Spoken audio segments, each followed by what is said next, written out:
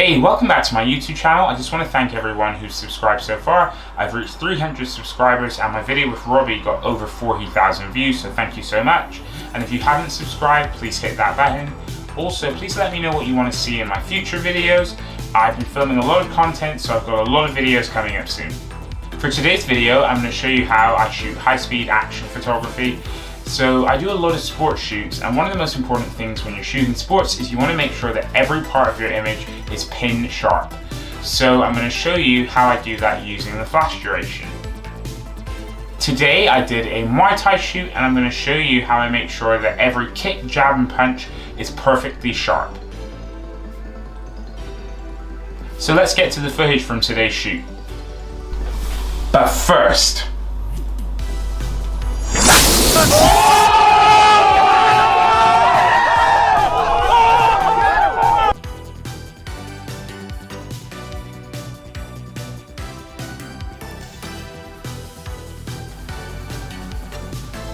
model for today is George. You can check his Instagram out, details are below.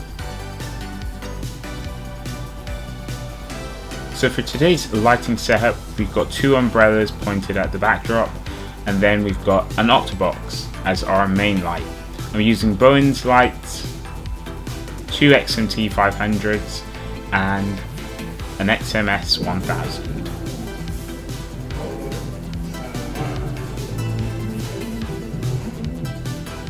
So my first tip is to use focus lock. You get your model to stand still, you lock your focus in, and then once your model is on that spot when they're doing whatever motion, in this case a punch, I can make sure that he's completely in focus.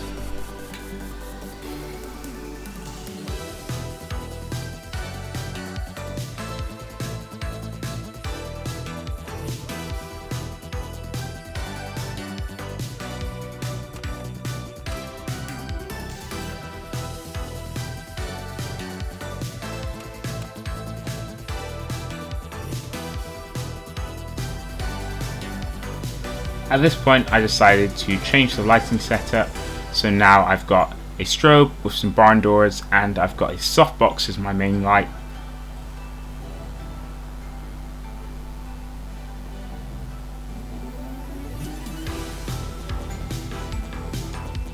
This lighting setup will give me a nice rim light on the model's right hand side, so camera left.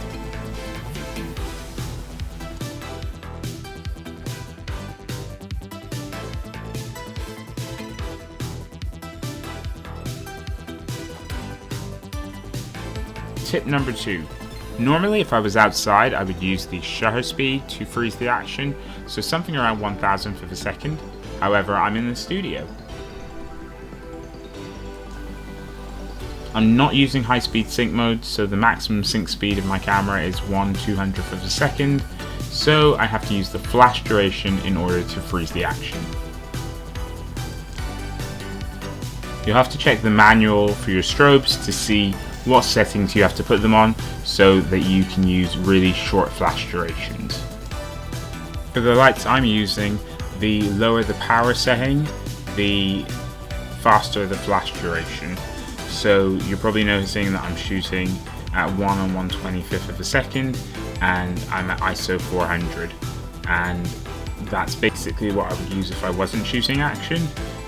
So yeah, use the flash duration and that helps you to freeze the action. If your lights don't have a fast flash duration, you're going to end up with an image with motion blur. Flash duration is usually measured in T0.5 or T0.1.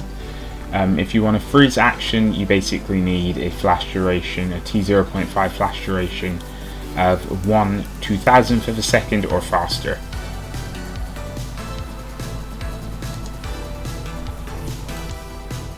Tip number 3, if you're still getting motion blur, probably a good idea to turn off any ambient light.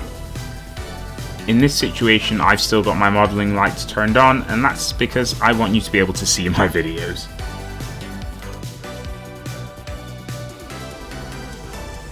I wanted to get some really dynamic images, so I got George to jump around and I tried to capture him when he was directly above the marker that we put on the floor.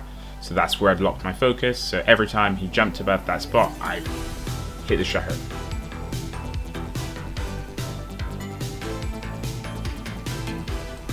Thank you for watching my YouTube video. If you liked it, please subscribe and leave a comment down below and let me know what you think. Have a great day.